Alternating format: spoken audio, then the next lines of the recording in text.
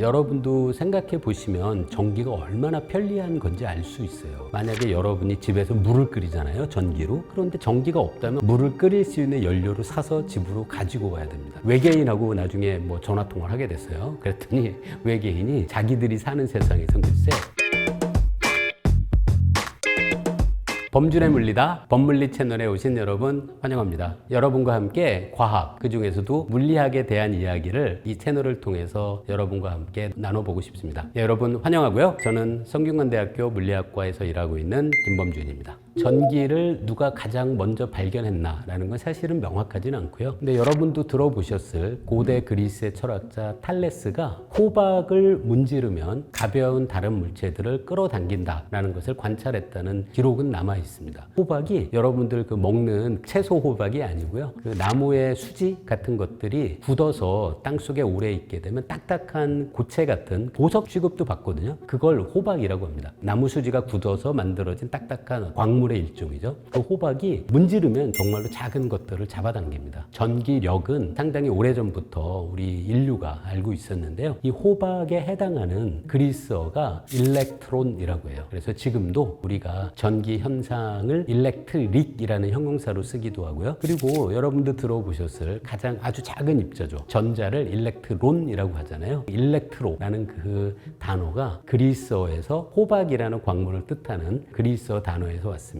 한편 자기력은 마그네틱이라고 보통 형용사로 쓰거든요. 자기 현상 그러면 마그네틱 페노메나라고 부릅니다. 자기라는 뜻을 갖고 있는 마그넷이라는 것은 이거는 호박 같은 어떤 광물의 이름은 아니고요. 이거는 지명에서 온 것으로 알려져 있어요. 그 고대 그리스에서 마그네시아라는 곳이 우리가 그 나침반 같은 걸로 쓰는 작은 막대 자석 같은 거 있잖아요. 자석이 산출하는 장소로 마그네시아라는 지역이 잘 알려져 있었대요. 그래서 자기는 지역에서 온 이름입니다. 근데 제가 알고 있는 내용 중에 재밌었던 것이 한자 문화권, 우리나라나 중국 같은 그런 곳에서 고대에 한자 그 표현이 있냐면 침계지교라는 게 있습니다. 침은 말 그대로 바늘이고요. 개가 작은 겨자씨를 뜻해요. 그 침계지교라고 할 때 교는 친구를 뜻합니다. 교우 관계. 그래서 침과 개의 교류라는 것이 한자 문화권에서는 오래전부터 쓰여왔는데요. 그게 어떤 뜻인지 알고 제가 정말 재밌어 했는데요. 침은 바늘이잖아요. 바늘이 자석에 끌리듯 개, 겨자씨, 그리고 겨자씨가 호박에 끌리듯 함께 서로 잡아당기는 듯한 그런 끈끈한 관계를 맺고 있는 두 사람을 침계지교라고 불렀다고 해요. 그렇게 생각해 보니까 침계지교의 침은 자기력에 대한 얘기고요. 겨자씨가 끌어당겨지는 것을 뜻하는 침계지교의 개는 전기력이거든요. 그래서 자기력과 전기력에 대한 관찰이 동양에서도 오래전부터 있었다는 것을 이 한자 성어에서 제가 깨닫고 굉장히 재밌다고 생각해 본 적도 있습니다. 이렇게 전기에 대한 것은 인류 역사에서 오래전부터 알고 있었는데요. 전기력이 도대체 어떤 방식으로 작용하는지를 정밀하게 측정해서 법칙을 발견한 사람이 바로 쿨롱이라는 과학자입니다. 쿨롱은 두 전기를 띠고 있는 물체들을 전하라고 하거든요. 두 전하가 있을 때 두 전하 사이에 작용하는 힘이 두 전하 사이의 거리의 제곱에 반비례하고요. 각 두 전하가 갖고 있는 전하량을 곱한 것에는 비례한다. 라는 쿨롱의 법칙을 발견하게 돼요. 쿨롱의 법칙이 사실 뉴턴이 발견한 보편 중력의 법칙과 수학적인 형태가 똑같습니다. 뉴턴의 보편 중력 법칙도 질량의 곱에 비례하고 중력이 거리의 제곱에 반비례하잖아요. 쿨롱의 법칙도 두 전하의 곱에 비례하고 전기력이 그리고 두 전하 사이의 거리의 제곱에 반비례해서 뉴턴의 보편 중력 법칙과 정확히 똑같은 수학적인 형태를 갖고 있어요. 자, 이렇게 거리의 제곱에 반비례한다라는 것이 사실 물리학자들은 굉장히 재밌다고 생각하고 있어요. 그 이유가 우리가 살고 있는 이 공간이 3차원이기 때문에 두 물체 사이에 작용하는 힘이 거리의 제곱에 반비례한다는 것이 물리학자들이 알고 있는 얘기입니다. 그래서 흥미롭게도 만약에 공간이 4차원이 되잖아요. 그러면 전기력이 거리의 제곱에 반비례하는 게 아니라 거리의 세제곱에 반비례하게 돼요. 저는 이 얘기가 참 재밌더라고요. 만약에 여러분 잊지 마세요. 외계인하고 나중에 전화 통화를 하게 됐어요. 그랬더니 외계인이 자기들이 사는 세상에선 글쎄 전기력이 거리의 제곱에 반비례하는 게 아니라 거리의 세제곱에 반비례한다라고 얘기를 해요. 그러면 외계인이 사는 곳에 가보지 않아도 우리가 알아요. 외계인이 사는 곳은 3차원이 아니라 4차원 공간이구나 라는 걸 알게 되죠. 어떻게 힘이 거리에 따라서 변하는지와 우리가 살아가는 공간이 몇 차원인지가 이렇게 밀접한 관계가 있다는 것도 물리학을 배우게 되면 알게 되는 아주 재미있는 사실입니다. 전기를 만든다는 이야기하는 것이 발전소에서 전압의 차이를 만들어내는 것에 해당해요. 만약에 양쪽에 전압의 차이가 있으면 그 전압의 차이에 의해서 전하가 움직이게 됩니다. 왜냐하면 전하는 항상 전기력에 의한 포텐셜 에너지가 높은 쪽에서 낮은 쪽으로 움직이기 때문이에요. 전압을 걸어주면 전하가 움직입니다. 그리고 전하가 움직이는 상황을 우리는 전류가 흐른다라고 이야기하는 거죠. 전류가 도선이 있고 거기에 전류가 흐르면 도선 주위에 자기장이 만들어져요. 근데 이걸 또 과학자들이 연구를 해보니까 자기장을 변화시키면 또 도선의 전류를 만들어낼 수도 있습니다. 도선의 전류가 흐르면 자기장이 만들어지고 주변의 자기장을 변화시키면 도선의 전류가 저절로 만들어진다는 걸 기억하시면 돼요.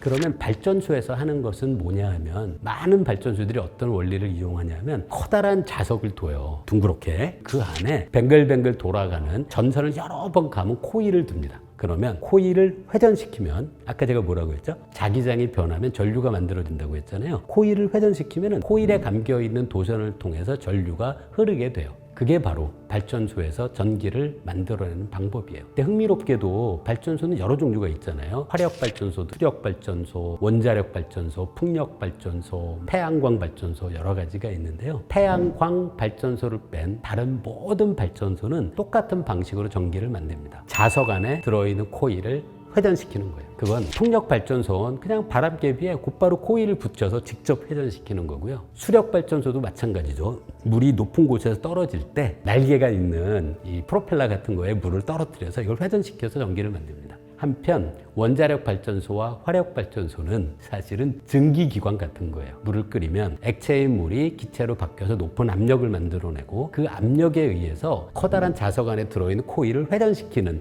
역학적인 에너지를 만들어요. 그래서 원자력 발전소, 화력 발전소는 증기기관 같이 작동하는 거고요. 그리고 원자력, 화력, 수력, 풍력 모두 다 자석 안에 있는 코일을 돌려서 전기를 만든다는 것은 똑같습니다. 이 중에 좀 다른 방법으로 전기를 만들어내는 것이 태양광 발전소예요. 이거는 돌아가는 것이 없습니다. 자석 안에 뭐 돌아가는 코일이 있고 한 건 아니고요. 태양광 발전소는 태양이 지구에 보내주는 태양 빛이 가지고 있는 에너지를 이용을 해서 반도체 소자에서 전자를 더 높은 에너지 상태로 이동시키는 데 이용합니다. 태양광 발전소에는 돌아가는 게 없습니다. 역학적인 운동이 없어요. 하지만 뭐 모든 것들은 다 마찬가지예요. 전기를 만들어내는 것은 외부에서 어떤 에너지를 공급받아서 그걸 전기 에너지의 형태로 바꾸는 과정이 모든 발전소에서 이용하고 있는 방법인 거죠. 전기를 만든다는 거 이제 기억하세요. 전기를 만든다는 건 전압의 차이를 만든다고 생각하시면 됩니다. 그렇게 전압 차이를 만든 다음엔 그걸 우리 집까지 발전소에서 보내줘야겠죠. 그건 바로 발전소에서 여러분의 집까지를 연결한 여러 방식으로 분산되어 있고 그리고 연결되어 있는 전력망을 이용합니다. 우리나라에 공급되는 가정용 전압은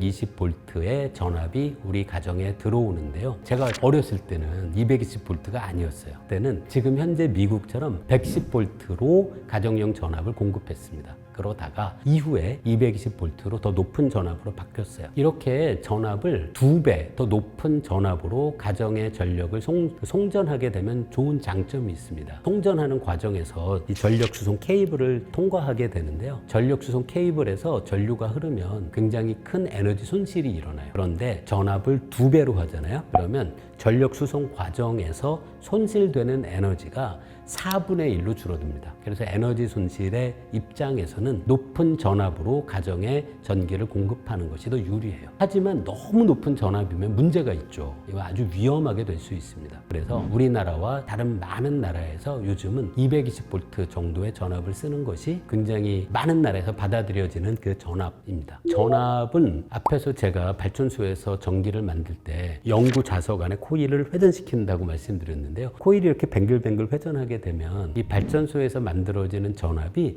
시간이 지날 때 이렇게 일정하게 유지되는 게 아니라 위아래로 이렇게 왔다 갔다 합니다. 그때 우리나라를 포함한 전 세계에선 가정에 공급되는 전력은 항상 이렇게 시간에 따라서 변하는 형태로 공급을 받게 되는데요. 1초에 몇 번 이 전압이 위아래로 움직이는지가 나라마다 조금씩 다릅니다. 우리나라는 60번 1초에 움직입니다. 그걸 60Hz라고 불러요. 우리나라의 가정용 전원은 60Hz 그리고 220V의 전압을 갖고 있는 교류 전원이 각 가정에 공급됩니다. 유럽은 흥미롭게도 50Hz의 전원을 씁니다. 가장 제가 보고 재밌었던 게 일본인데요. 일본에서 우리나라에 가까운 서쪽은 우리나라와 똑같은 60Hz의 전원을 이용하고요. 일본의 동쪽 부분, 홋카이도 그쪽은 50Hz입니다. 그래서 일본에선 서쪽에서 만든 전력이 남아서 오른쪽으로 보내거나 그 경계 지역에서 교류 전원의 그 주파수를, 그 헤르츠를 맞추는 그 장치를 통해서만 전달할 수 있어서 상당히 그 비효율적인 방법을 지금도 쓰고 있는 거죠. 여러분도 생각해 보시면 전기가 얼마나 편리한 건지 알 수 있어요. 만약에 여러분이 집에서 물을 끓이잖아요, 전기로. 그런데 전기가 없다면 물을 끓일 수 있는 연료를 사서 집으로 가지고 와야 됩니다. 옛날엔 그랬겠죠. 그런데 만약에 지금처럼 우리 가정에 전력이 직접 공급된다면 우리는 탄을 배달받거나 그럴 필요 전혀 없이 가정용 전원이 들어오면 거기에 플러그만 연결하면 집에서 얼마든지 편리하게 물을 끓일 수 있죠. 그래서 전기의 가장 큰 장점은 발전소에서 만들어진 에너지를 여러 가정에 상당히 낮은 비용으로 그리고 상당히 높은 효율로 전달을 직접 할 수 있다는 것이 전기 에너지가 가지고 있는 가장 큰 장점입니다. 그래서 저는 아무리 인류의 미래가 바뀌더라고 하더라도 사람들이 사용하는 에너지 중에 전기 에너지의 형태로 사용하는 비율은 시간이 지나면서 더 늘어나지 더 줄어들지는 않을 거라고 생각해요. 전기가 없다면 얼마나 버틸 수 있는지를 사실은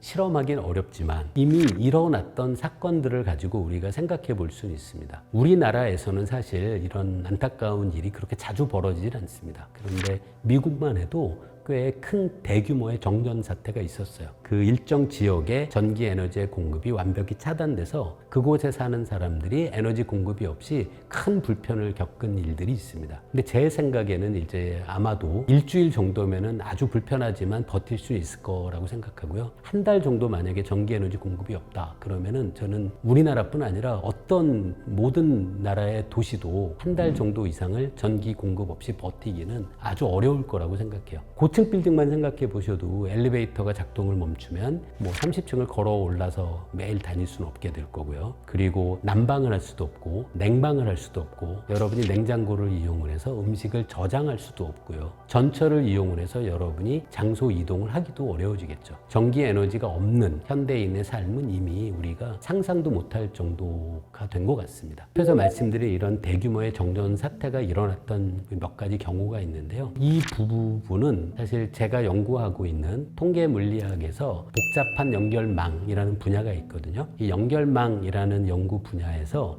이 대규모의 정전 사태에 대한 연구들도 많이 진행하고 있습니다. 이게 왜 연결망의 문제가 되는지도 설명드릴 수 있는데요. 미국에서 일어났던 몇 번의 정전 사태가 있는데요. 대부분은 처음 정전이 일어난 그 초기 요일은 사실 그렇게 크지 않아요. 제가 기억하는 한 가지 사례는 여름인가 그래서 홍전 케이블이 약간 늘어났대요. 그러다가 옆에 있는 가로수를 건드리면서 누전이 발생합니다. 그러면 그 케이블이 끊어지게 돼요. 그럼 어떤 일이 생기게 되냐면 방금 끊어진 케이블이 전달했던 전력을 끊어지지 않은 여전히 남아있는 주변의 다른 케이블이 그 전력을 전달해야 합니다. 그러면 주변에 있는 케이블에 과부하가 발생해서 그 케이블이 끊어지죠. 과부하로 전력 케이블이 끊어지면 남아있는 다른 케이블에 더 큰 과부하가 걸려서 또 다른 케이블이 끊어집니다. 두 개가 끊어지면 남아있는 케이블에 더 큰 전력 수송 부담이 생기죠. 그러면 세 번째가 또 끊어집니다. 점점 더 많은 케이블이 끊어질수록 남아있는 케이블에 더 큰 부하가 걸리게 되죠. 그래서 처음 시작은 아주 작은 케이블 하나가 끊어진 거라고 하더라도 이 사태가 걷잡을 수 없이 전력망 전체에 파급될 수 있습니다. 대규모의 정전 사태의 상당 부분은 바로 이런 요인으로 발생해요. 전기 사용량은 뭐 엄청나게 늘었어요. 문제는 어떻게 전기 생산을 친환경적인 수단으로 우리가 바꿔나가야 할까? 지금은 우리가 당면한 아주 큰 문제라고 생각해요. 친환경 전력 생산 수단 중에 우리가 지금 여러 나라에서 이용하고 있는 것이 풍력 발전 그리고 태양광 발전 같은 것들이 예가 될 수 있습니다. 그런데 태양광 발전을 여러분이 생각해 보시면 여름 한낮에 햇빛이 쨍쨍 내리쬐을 때는 전력 생산이 많고요. 해가 져서 밤이 되면 전력 생산이 0이 되죠. 그래서 친환경 전력 생산 수단들의 문제는 시간에 따라서 전력 생산량이 왔다 갔다 하는 폭이 너무 크다는 문제가 있습니다. 그래서 이런 문제를 친환경 전력 생산의 간헐성의 문제라고 해요. 계속 꾸준한 전력을 일정하게 생산하지 못하고 많을 때도 있고 적을 때도 있고 이렇게 그냥 올라갔다 내려갔다 하는 폭이 너무 큰 거죠. 그래서 이런 친환경 전력 생산의 간헐성의 문제를 우리가 해결하려면 궁극적으로는 한번 만들어낸 전기 에너지를 어딘가에 저장하는 수단이 있어야 됩니다. 그런데 전기 에너지의 문제는 저장하는 것이 너무 어렵습니다. 전기는 발전소에서 생산하면 어디론가는 흘러가야 돼요. 그걸 어디에 가둬놓고 우리가 물을 담아놓는 것처럼 전기 에너지를 어디에 담아놓는 것이 너무 어렵습니다. 그래서 여러 가지 방법들이 제한되고 있고 실제로 이용되고 있는 방법들도 있어요. 그 중에 하나가 우리나라에도 있습니다. 양수 발전소라는 게 있는데요. 이게 뭐냐면 남아도는 전기가 있잖아요. 그러면 물을 퍼올려서 높은 곳으로 올립니다. 그럼 어떻게 하면 될까요? 나중에 전기가 필요하면 그 다음에 수력 발전으로 전기를 만드는 거예요. 퍼올린 물을 다시 아래로 떨어뜨리면서 발전기를 돌려서 전력을 생산하는 거죠. 그래서 중력에 의해 위치 에너지의 형태로 남아도는 전기 에너지를 저장하는 방법도 있습니다. 장기적으로는 인류가 탄소 배출을 많이 줄인 친환경적인 전기 에너지 생산으로 우리 인류가 이동할 것으로는 저는 생각하는데요. 그때까지 얼마나 긴 시간이 걸릴지 그 과정에서 전기 요금의 상승이라든가 많은 사람들이 고통을 겪게 될 가능성도 있고 저를 포함한 많은 과학자들이 걱정이 사실 많이 있습니다. 예, 오늘 여러분과 함께 전기에 대한 이야기를 나눠봤습니다. 전기는 저와 여러분의 옆에 앞으로도 영원히 있게 될 것 같아요. 그러면 다음 법문리에서 여러분 또 만나 뵐게요. 구독, 좋아요 부탁드립니다.